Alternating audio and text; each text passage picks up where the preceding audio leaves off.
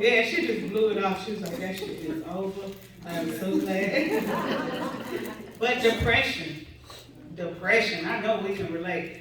Waking up, waiting to die, I never even heard it like that. But when you said it, I felt it. Like, I've been there many times, like, to where you cannot move. You cannot. Y'all done ate? Well, there's plenty more food back there. I need y'all to eat again. We got 5 kids, we taking shit home, man. You want to take some of this food home? Yeah. But I got 6 baby daddies, do you? Hey, stop judging. Now look, this brunch was good. This was good. I'm gonna go back here and see what we had. Let's see what kind of dent y'all put in. Oh yeah. Oh yeah, we put it in. Y'all had them crack cookies. Yes. Yeah, I relapsed on them. I was supposed to be off some crack cookies. I relapsed. But yes, y'all, there's plenty of food. It was good. Come and eat some more. Get full, then that way you ain't gotta go home and cook. Hey, how you doing? Now, have y'all been back here to this round table? Yeah. This is my part. This is artisanal. Did I say that right? Artisanal wines. And he's going to tell y'all a little bit about what's going on if y'all ain't. I know the alcoholics ventured over here. First time, wait a minute, they got wine. Hold on. But come on, tell us what we got here. All right, we are a vegan winery. You know that. Oh, I get the mic? Yeah, that work. No, we make our wines out of Indiana. My sister makes it. We are one of the few vegan, black-owned, woman-owned, family-owned wineries that make their own wine. A lot of people sell a wine, they get it from somebody white or get it somebody else, and they put the label on it. We actually make ours, and we make it for black and brown people specifically. We have a different palate than other people. We have sweet, dry, whites, reds, anything you like, we can match with your cuisine. Even if you do eat meat, I team with a lot of chefs that cook meat products. Our wines work for everybody. So if you do like wine, come enjoy it. It's vegan, so it has a little bit different taste. So you can see for yourself, and hopefully we got a favorite for you.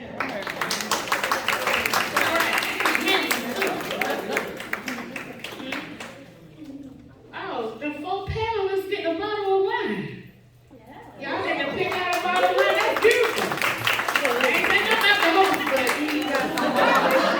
I like wine too. Oh, he said he got me. We ain't go on a date. You so handsome. All that stuff I said about that was a lie. That's all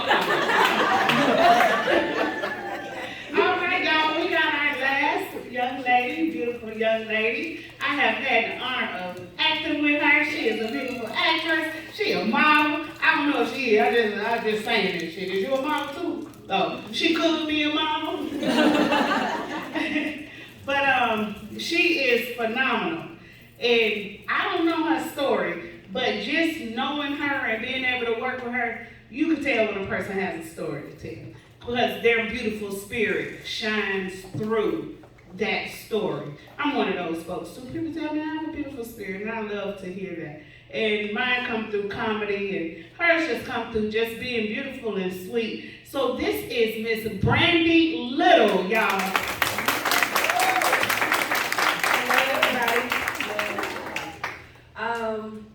So I do a lot of things, right? I sing. Yes, and you I should act. sing too, y'all. And I do motivational speaking. But what I love to tell people more than anything is I am a hope dealer. But in order for me to become a hope dealer, I was very hopeless at one point in my life. I struggled a lot with abandonment and feeling worthy enough. And so if we're talking about the shell of a woman, my shell has always been to be perfect. To dress the right way, to talk proper, to make sure that my hair looks good.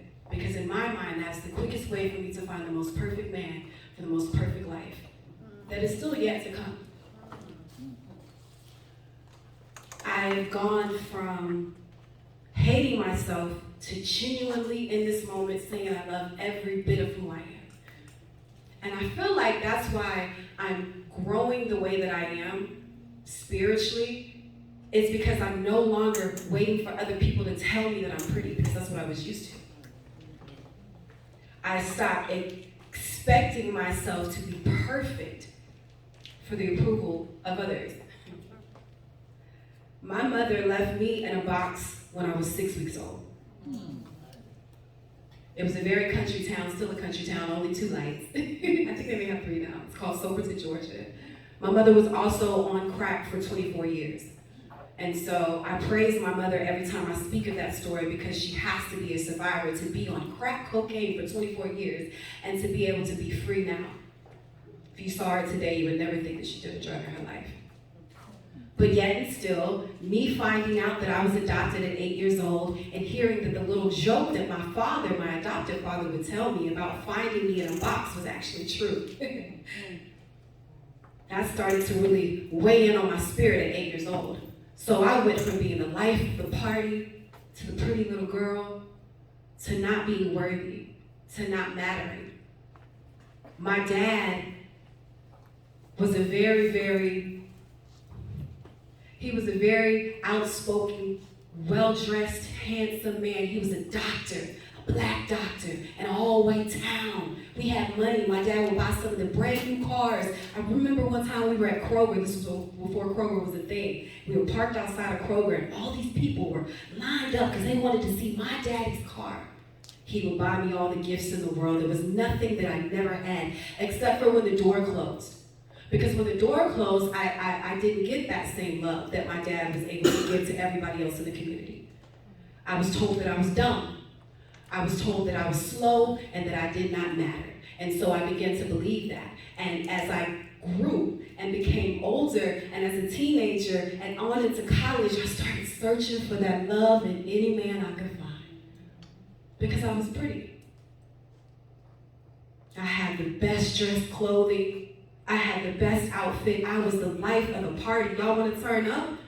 Y'all want to be in the section? Come with me.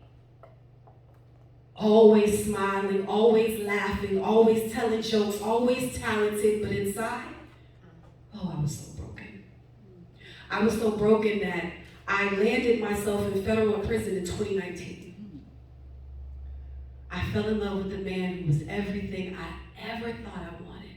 And even sometimes, till this day, I wonder, is that all I really wanted? Was for someone to use my body as their game? Was that all I really wanted, that I was willing to risk everything just for him to keep telling me that he loves me? I have a song that hasn't been released yet. It's called You Fooled Me. And I'm speaking on all the things that I endured in that relationship, which ultimately landed me in prison in 2019. You fooled me, you played me, you made me believe. I don't want to sit here and blame anybody for all the things that I've gone through. But I realized the shell of perfection, the shell of abandonment, of not feeling worthy enough, had almost took away my life. I had to leave my children behind. My daughter was 18 months old. I was still breastfeeding her at the time. I self-surrendered, and the first day that that door locked, I died. And like you, I woke up every day like, why am I still here, God? Why would you take me away from my kids? Because like you, I didn't get love from my mother and my father, so my children, I give them all my love. Why would you do that? Why would you start something like that in these children's lives? All I did was be perfect. All I did was smile and be beautiful. All I did was make others happy. Why are you putting me in this position to be in pain, to be in suffering? And then I broke. That shell broke. And it was so beautiful inside of a prison cell for me to finally know who Brandi Little is. Oh, she is powerful. She is kind. She loves people. And people love her, not because of this, but because of this. And in that cell, in that box, as I began to grow and become and do more, I was finding so much about the world. I started hanging out with the Hispanics. I love Mexicans. I started hanging out with the Africans, the Asians. Every culture I learned something from in there. That was my school of life. I came home from the halfway house of December of 2019. As we all know, 3 months later, it was a pandemic. But God said, oh no, you sat and you wrote down in your book, you manifested all the things that you were going to do when you came home. So guess what happened when I came home? In the middle of the pandemic, I started my first movie that was on Amazon Prime. I started my first television show that was on Amazon Prime. I'm singing and doing music, and people are booking me, even still to this day. I just released my first album in April. It's called Bloom. The first 2 weeks I was charting in the UK. I've never been to the UK. I'm still charting in the UK right now. As an independent artist, it's just me and my best friend, my manager. We just do. We're making it happen. We are making dreams a reality. And that is because I finally decided that I was no longer going to be in the shell of abuse, in the shell of unworthiness, in the shell of the hopeless. I am a hope dealer. I am a woman on a mission to change lives. And I hope that anybody that can hear my voice today, that if you're in that dark place that feels alone and damaging and that there is nowhere to go. I went to this conference last weekend. Shout out to Dr. Tamar. Drea Kelly was there. And so I'm not quoting her right, but she said something about we have to continue on the journey of healing. She said if someone is a diabetic, they take medicine for that, right?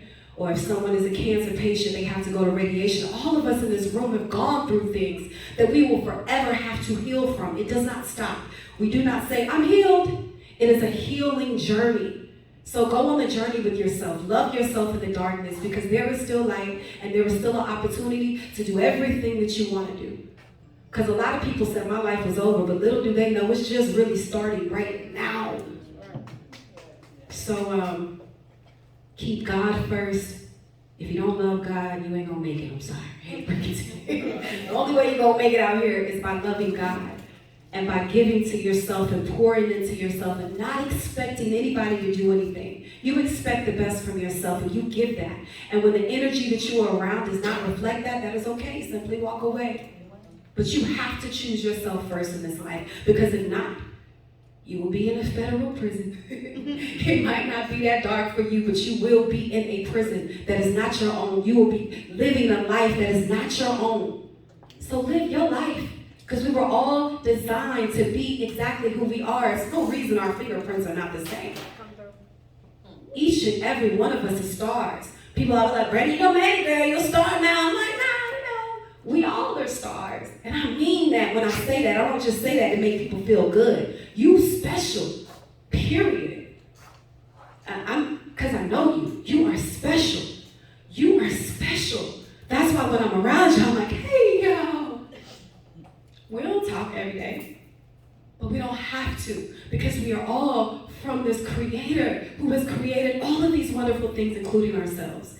So in my closing, I just want to thank you, Tina B, for always believing in me. You know, you're my dog. I love you so much. And all of these beautiful ladies, you guys are so amazing. I could relate to everybody's story.